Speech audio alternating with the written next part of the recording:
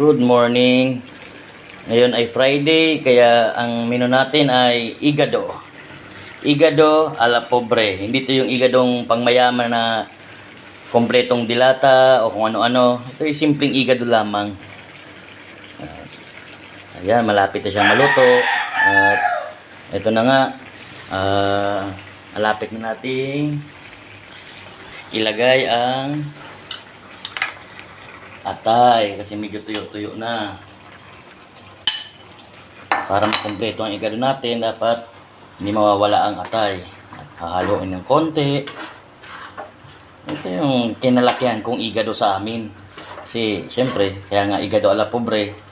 Nagluluto lang kami ng igadong kumpletong ricado pag may mga okasyon. Pero pag ganitong pang ulam-ulam lang naman, pang araw-araw, ganito lang na klase ng igado. Wala na masyadong keme.